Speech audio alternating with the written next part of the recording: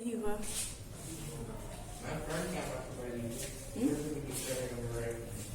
दिख रहा है इसमें टाइमिंग चल रही है, ठीक है। देखो है ना, तो क्या करते हैं विकार, विकारी है। विकार का मतलब ही होता है कि इसमें कोई परिवर्तन आए। और इसमें जब अ जुड़ गया, अ हमेशा आपने जाना है कि अ कमी को दर्शाता है, यानी उसमें जो कमी हो उसकी बात करता है, यानी इसमें कोई विकार उत्पन्न नहीं हो सकता। अब किसमें नहीं हो सकता? क्रिया विशेषण, ठीक है, समुच्चय बोधक, विस्मयादि बोधक और संबंध बोधक, ये ऐसे आपके चिन्ह है जिसमें कोई विकार उत्पन्न नहीं हो सकता।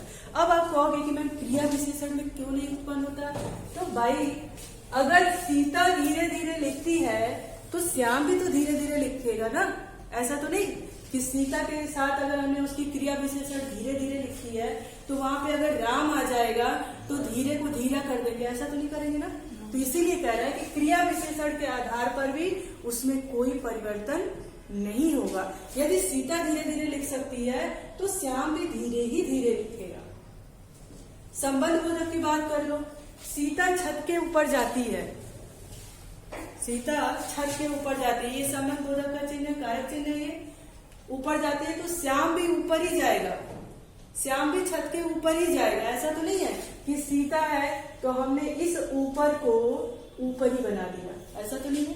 ऐसा तो नहीं है कि स्त्रीलिंग है सीता तो हमने इसके चिन्हों में कोई परिवर्तन कर दिया, नहीं किया। सीता धीरे धीरे लिखेगी तो श्याम भी धीरे ही धीरे लिखेगा। सीता छत के ऊपर जाएगी तो श्याम भी छत के ऊपर ही जाएगा।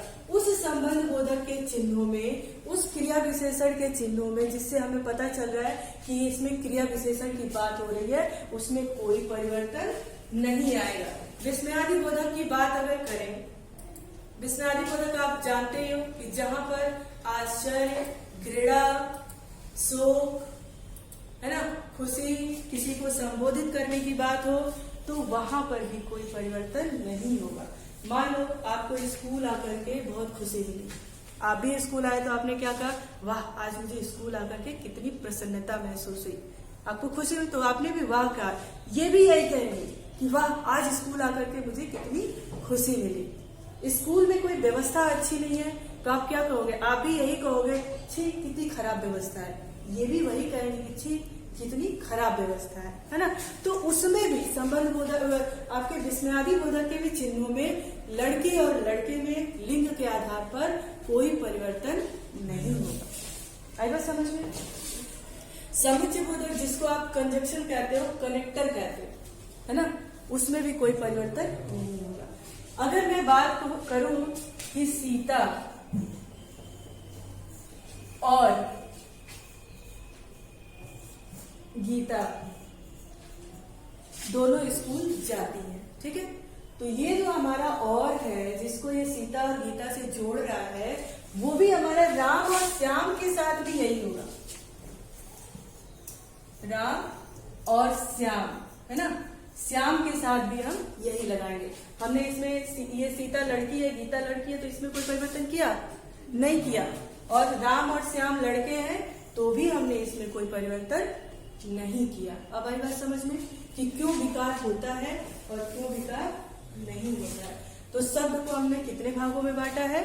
2 भागों में बांटा है, एक में विकार और दूसरे में अविकार। विकारी जो होता है उसमें परिवर्तन होता है और अविकारी जो होता है उसमें परिवर्तन नहीं होता है। भाई संज्ञा मेल भी हो सकता है, संज्ञा फीमेल भी हो सकता है। हम लड़के की भी बात कर सकते हैं, लड़की की भी बात कर सकते हैं। और लिंग के आधार पर उनके जो वाक्य हमारे बनेंगे उसमें परिवर्तन निश्चित रूप में आएगा, ठीक है। सीता सुंदर लिखती है तो श्याम सुंदर लिखता है ना, तो इनमें परिवर्तन आएगा, ठीक है। तो इस आधार पर उसमें परिवर्तन होगा। विशेषता की भी बात करेंगे तो भी परिवर्तन होगा। लिंग, कारक, वचन के आधार पर उसमें परिवर्तन होगा। 2 चीज आप ध्यान रखेंगे कि शब्द किसे कहते हैं? वर्णों के सार्थक मेल को शब्द कहते हैं। और उसी पद से, उसी शब्द से जब वाक्य हमारा बन जाता है तो हमारा क्या होता है? पद कहलाता है। और शब्द हमारे स्वतंत्र होते हैं, पद हमारे व्याकरणिक नियमों से बंधे होते हैं। शब्द के दो भेद होते हैं, एक विकारी होता है और दूसरा क्या होता है, अविकारी होता है। विकारी शब्द में संज्ञा, सर्वनाम, विशेषण, क्रिया के आधार पर परिवर्तन किया जाता है, लिंग वचन भेदों के आधार पर उसमें परिवर्तन किया जाता है। परंतु अविकारी क्या है, उसमें किसी भी प्रकार का कोई भी परिवर्तन नहीं किया जाता है। उसमें कौन कौन से आते हैं आपके, समुच्चय बोधक आता है, संबंध बोधक आता है, विस्मयादि बोधक आता है, क्रिया विशेषण आता है। आई बात समझ में? यहाँ तक कोई भूलोगे कुछ? यहाँ तक कॉन्सेप्ट क्लियर है कि क्या है ये? ठीक है, अब हम लोग बात करेंगे कि पद के नियम क्या होते हैं। ठीक है, अभी संज्ञा क्या है, पद क्या है, ये हम लोग समझे। अब देखेंगे कि पद के नियम क्या है। देखो, पद के नियम में कहता है कि शब्द में कोई न कोई रूप साधक प्रत्यय अवश्य होता है। ठीक है, शब्द में कोई न कोई रूप साधक प्रत्यय अवश्य होता है। जैसे एक बच्चे की बात करें हम, बच्चा, ठीक है, ये क्या है, बच्चा है। ठीक है, अब हम बात करेंगे कि ये बच्चा है, ये हमारा शब्द है। अब इसमें क्या प्रत्यय लगाएंगे, ए प्रत्यय लगाएंगे, ओ प्रत्यय लगाएंगे और अनुस्वार के साथ भी ओ का प्रत्यय लगाएंगे। अब कैसे लगाएंगे, ये बच्चा हमारा ए प्रत्यय के साथ क्या हो गया, बच्चे, बच्चे ने सेब खाया। ठीक है, सेब खाया, बच्चों ने सेब खाया, बच्चों ने सेब खाया। इसमें कौन सा प्रत्यय लग गया, ए प्रत्यय लग गया। इसमें कौन सा प्रत्यय लग गया, ओ प्रत्यय लग गया। अब हम बात करेंगे किसने खाया, बच्चों ने खाया, है ना।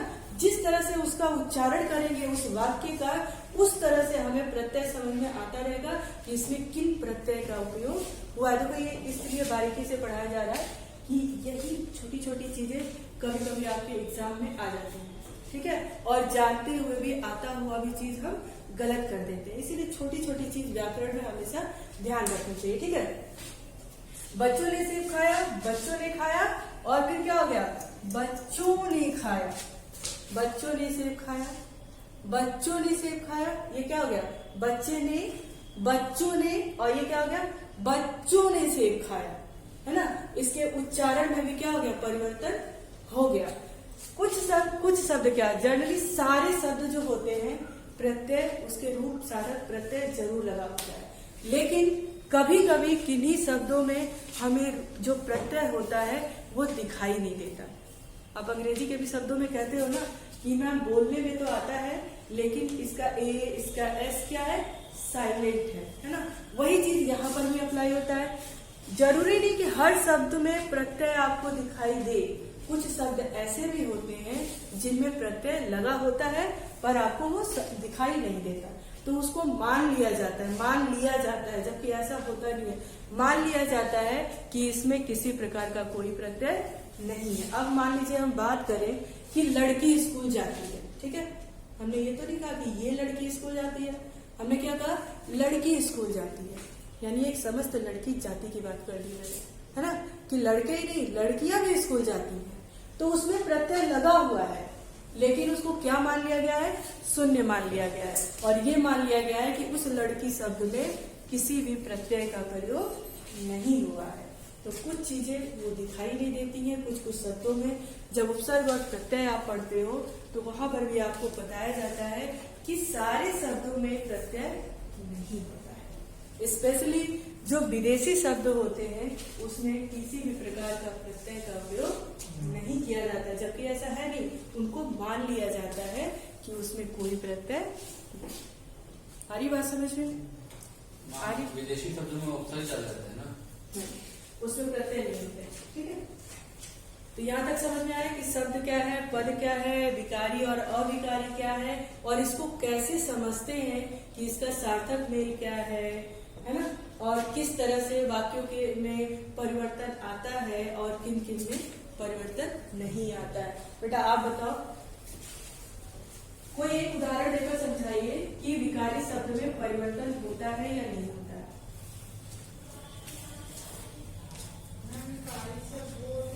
संज्ञा, सर्वनाम, विशेषण और क्रिया के कारण बिगाड़ उत्पन्न हो जाता है। और जो अव्ययभारी शब्द होते हैं वो वे शब्द होते हैं जिसमें समुच्चय बोधक, विस्मृति बोधक, क्रिया विशेषण और संबंध बोधक, इन चारों के कारण उसमें कोई भी विकार नहीं होता है। ठीक है, आप मुझे समुच्चय बोधक का कोई ऐसा शब्द लेकर के कोई वाक्य बना करके समझाइए और बताइए। देखिए ना, यहाँ पर कोई विकार उत्पन्न नहीं हुआ।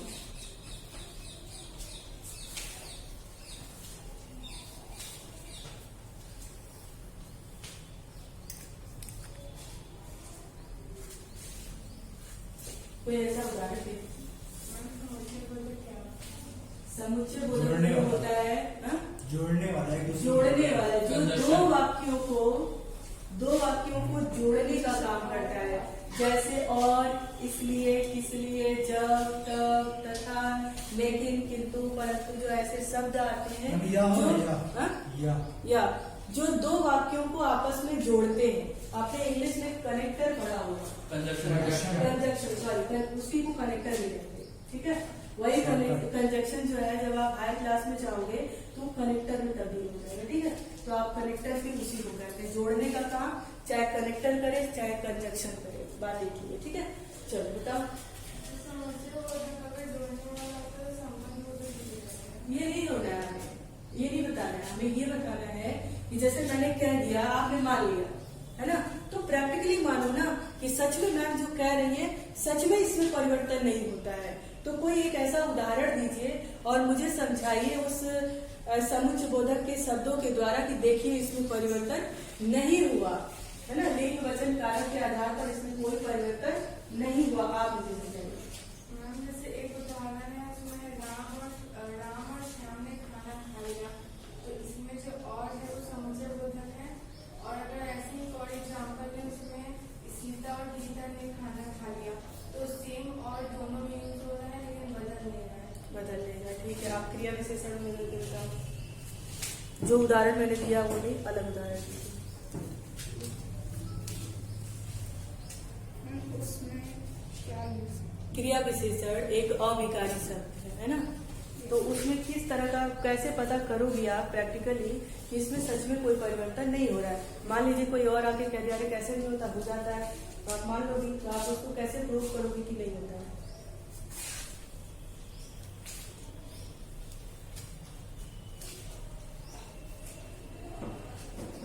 अच्छा, क्रिया विशेषण कहते किसे?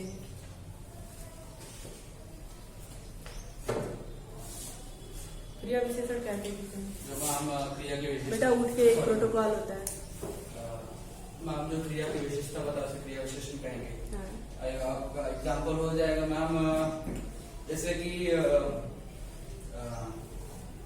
सीता तेज दौड़ती है, तेज जो है वो क्रिया विशेषण है।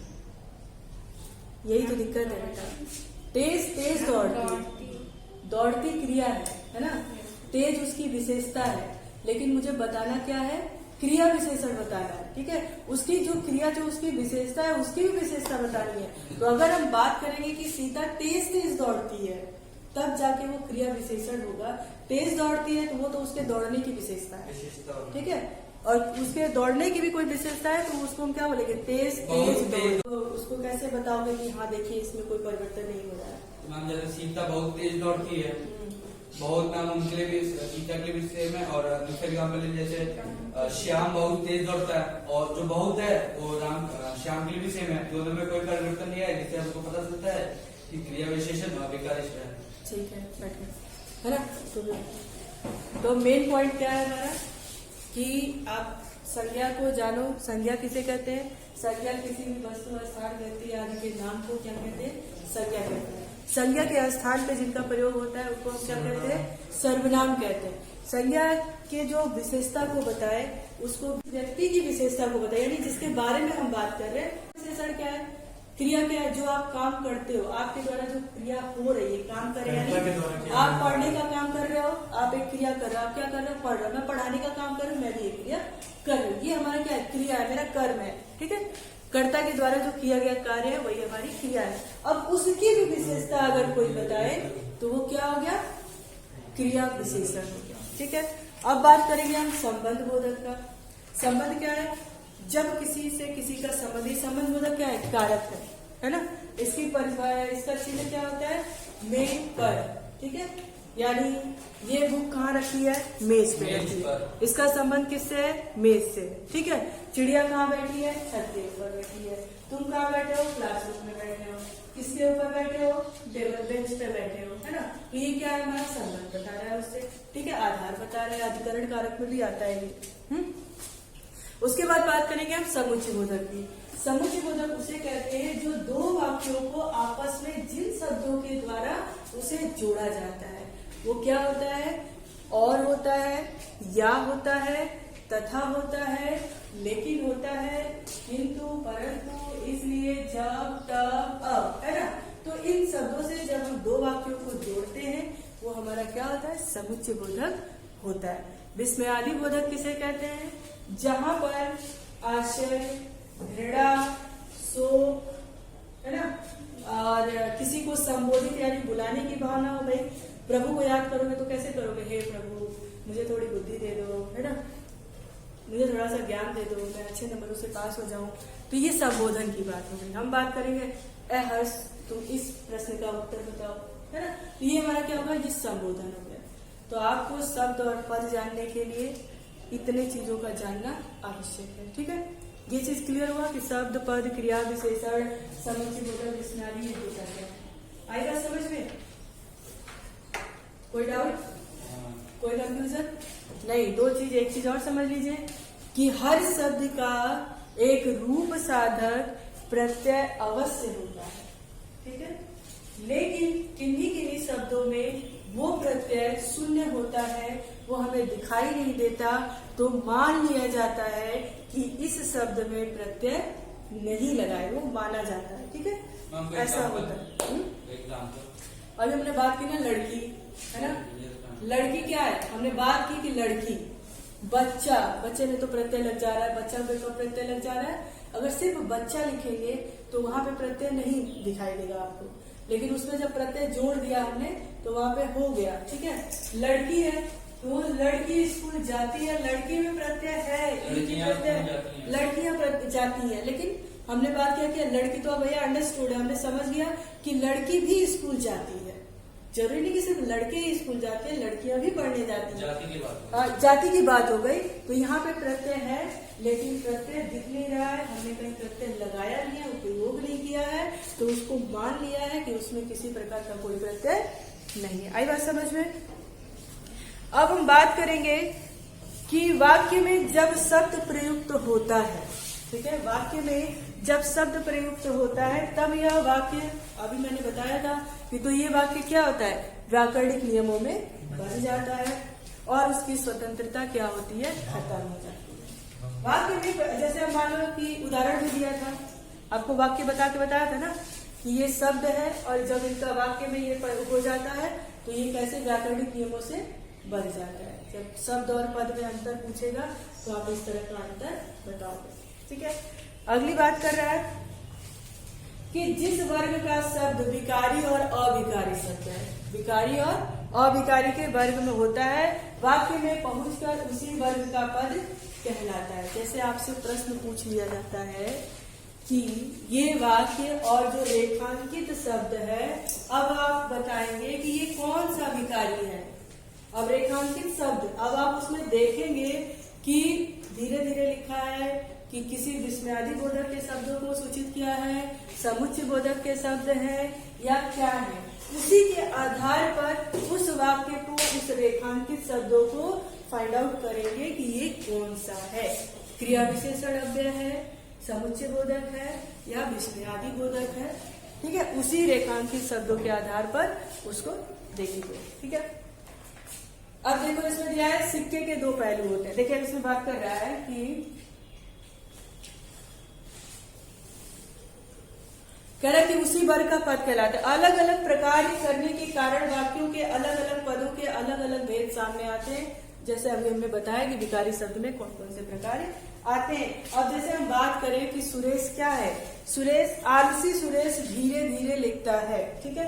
अब धीरे धीरे के नीचे अगर हम अंडरलाइन कर दे और पूछ ले कि ये कौन सा विकारी वाक्य है या विकारी शब्द है, तो आप आसानी से बता सकते हो कि ये धीरे धीरे क्या है, अविकारी क्रिया विशेषण अविकारी शब्द है। आगे समझ में? राम और श्याम स्कूल जाते हैं। अब ये और पूछ ले या फिर राम के नीचे अंडरलाइन कर दे, तो राम हमारा क्या है, संज्ञा विकारी शब्द है। कौन सा है, संज्ञा विकारी शब्द है। और वो पूछ ले, और जाता है ना, तो ये हमारा क्या हो जाएगा, समुच्चय बोधक हो जाएगा। अंडरस्टूड? यहाँ तक क्लियर हो जाएगा? कोई दिक्कत यहाँ तक? चलो, ज्यादा एक ही दिन पढ़ोगे तो